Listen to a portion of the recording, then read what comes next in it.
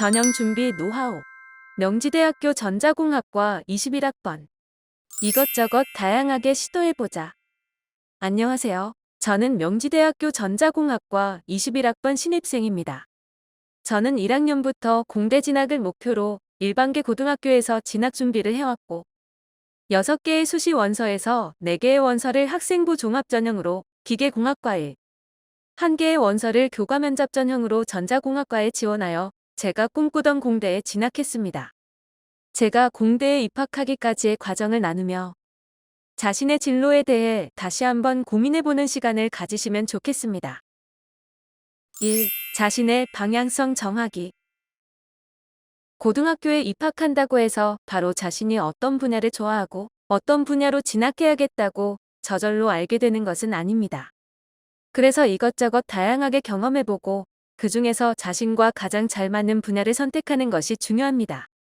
재학 도중에 자신의 진로를 바꾸는 학생도 여럿 있습니다. 하지만 2학년, 3학년 학년이 올라갈수록 그동안 준비해놓은 활동과 생활기록부와 크게 엇갈리는 쪽의 진로를 꿈꾸게 되면 종합전형에서는 그만큼 자신이 보여줄 장점이 줄어들게 됩니다. 가장 먼저 자신이 준비할 분야를 정하시기 바랍니다. 1-1 구체적으로 좁혀나가기. 1학년, 2학년 때는 이것저것 다양하게 접한다고 하더라도 3학년은 바로 자기소개서를 쓰거나 특정 학과의 원서를 지원해야 하므로 자신의 관심 분야를 더욱 좁히고 추리는 과정이 필요합니다. 저도 3년간 진로 희망을 기계공학자로 두루뭉술하게 적어두었습니다. 기계가 왜 좋고 그 중에서도 어떤 기계가 좋은지에 대해 구체적으로 생각해보지 않고 막연하게 기계가 좋으니 기계공학과에 진학해야겠다고 생각했습니다. 하지만 기계에도 여러 가지 종류가 있고 결정해야 하는 시간은 정해져 있었습니다. 그러므로 자신이 좋아하는 것과 준비할 방향성을 정했다면 이것을 구체화하는 과정을 꼭 거쳐야 합니다. 이는 3에서 이어나가겠습니다. 1. 자신의 준비 분야와 관련된 활동하기. 2-1 작성자의 예시. 저는 공대, 그 중에서도 기계공학과 진학을 준비해왔습니다. 제가 준비했던 공대 관련 활동을 예시로 들어드리겠습니다. 공대 진학을 준비하는 학생이라면 살짝 참고하셔도 좋을 것 같습니다.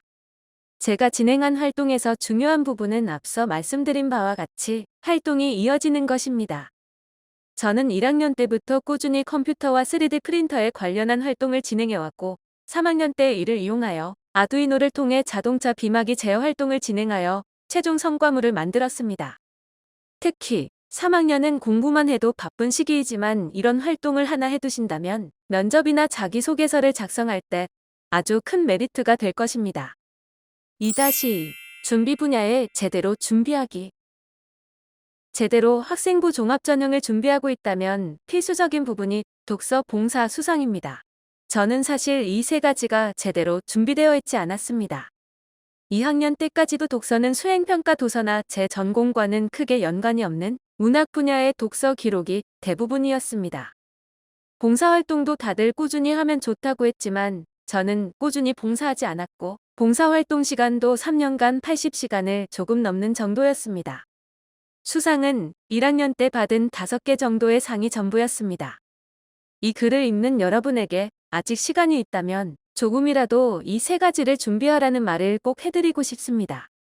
수상은 열심히 한다고 해도 무조건 받을 수 있다는 보장이 없지만 독서와 봉사는 본인의 노력으로 충분히 채울 수 있습니다. 적어도 면접장에서 자신 있게 얘기할 수 있는 독서와 봉사활동 하나쯤은 만들어 두어야 합니다. 3. 방향성 굳히기. 앞서 1-1 말씀드린 바와 같이 자신의 구체적인 방향을 정했다면 이제 이를 견고히 하는 것이 필요합니다. 이 과정에서 독서와 세부 특기 사항을 이용했습니다. 저는 고민 끝에 여러 기계 중에서 자동차에 대한 관심으로 저의 방향을 정했고 할 수 있는 모든 사항을 자동차에 맞추었습니다. 1. 2학년 때보다 3학년 때 읽은 독서 목록은 특히 면접장에서 중요합니다. 더군다나 코로나로 인해 가정학습이 길어지며 독서는 더더욱 중요해졌습니다. 저는 자동차에 관련된 책을 위주로 자율주행 자동차부터 수소연료전지까지 자동차의 다양한 분야의 책을 읽었습니다. 또한 책에 대한 질문이 들어올 것에 대비하여 책마다 내용을 간결하게 요약하여 틈틈이 보고 외웠습니다. 세부 특기 사항 일명세 특은 특정 교과목에서 자신의 방향성과 연관짓기 아주 좋습니다. 예를 들어 영어 지문을 조사해 발표하는 내용이 있다면 저는 자동차에 대한 지문을 선정하여 발표했고, 과학 교과목에서도 자동차와 연관지을 수 있는 것은 다 연관지어 세특에 반영될 수 있도록 했습니다. 4. 본격 자기소개서 준비하기.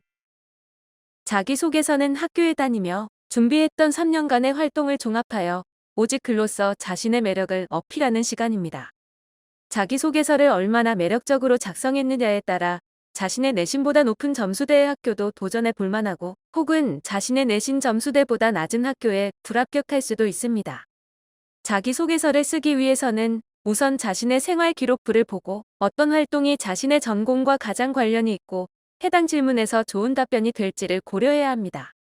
학교에 따라 자기소개서 문항수는 다르지만 보통 1, 2, 3번은 동일합니다. 하지만 자신이 특정 학교의 학과에 대해 더 어필하고 싶다면 학교마다 각각의 자기소개서를 작성하는 것도 좋습니다. 자기소개서에 작성하는 내용은 모두 생활기록부와 같이 근거가 있는 내용에 살을 붙여 써야 하며 없던 일을 지어내는 것은 좋지 않습니다. 생활기록부에 동그라미나 형광펜을 이용하여 눈여겨볼 사항을 표시하고 이를 이용해 말을 이어가며 자기소개서를 작성해보는 것도 좋습니다. 4-1 자기소개서 만들어가기. 자기소개서는 하루 만에 뚝딱 완성할 수 있는 것이 아닙니다.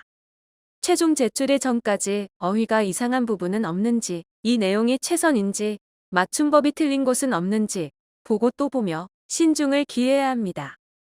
이때 혼자 고민하는 것보다는 전공 관련 분야의 선생님이나 친구들과 함께 고민해보면 자신이 발견하지 못한 문제점도 새롭게 발견해 수정할 기회가 생깁니다.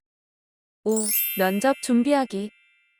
면접 학원에 가거나 학교에서 면접 준비를 도와주는 경우도 많이 있지만 저는 주로 혼자 면접을 준비하며 친구들과 모의 면접을 해보는 식으로 면접을 준비했습니다. 저는 자기소개서를 작성할 때와 마찬가지로 생활기록부와 자기소개서에서 눈여겨볼 부분에 밑줄이나 동그라미를 치고 이를 토대로 저만의 질문지를 만들었습니다. 내가 만약 면접관이라면 어떤 부분을 더 궁금해할까? 라고 생각하며 스스로 꼬리 질문도 달아보았습니다. 긴장한 상황에서도 능숙하게 답변할 수 있도록 답변을 외웠고, 친구들과 모의 면접을 해보며 부족한 부분은 다시 답변을 만들어 적어보며 보완해 나갔습니다. 5-2 학교 특성에 맞춰 면접 준비하기. 같은 학과라 하더라도 학교마다 커리큘럼이나 동아리와 같은 특징이 다릅니다. 면접을 볼 때 왜 많은 학교 중에서 이 학교에 지원했는지 어필하고 그 학교에서만 경험할 수 있는 것을 언급하는 것이 좋습니다. 5-2 전형 방식에 따른 면접 준비하기. 저는 학생부 종합전형 면접을 3번 보았고 교과면접 전형 면접은 1번 보았습니다. 교과면접 전형이 생소하신 분을 위해 설명하자면 교과면접 전형은 별도의 생활기록부나 자기소개서가 필요하지 않은 전형으로 오로지 성적과 면접을 통해서 학생을 선발하는 전형입니다. 저는 원래 기계공학과를 준비하던 학생이었기 때문에 전자공학과 면접은 교과면접 전형을 통해 면접을 보게 되었습니다. 종합전형은 앞서 말씀드린 방법으로 준비하면 되고, 교과면접 전형은 생활기록부와 자기소개서가 없는 전형이기 때문에 좋을 수도 나쁠 수도 있습니다. 하지만 학과와 관련해 준비해왔던 활동에 대해 잘 기억해 두었다가 면접관 앞에서 긴장하지 않고 잘 설명할 수 있다면 준비된 당당한 태도가 좋은 점으로 작용할 수 있습니다. 6. 대입정보 포털 어디가 활용하기. 대입정보 포털 어디가를 이용하여 자신이 원서를 지원할 학교를 찾아볼 수 있습니다.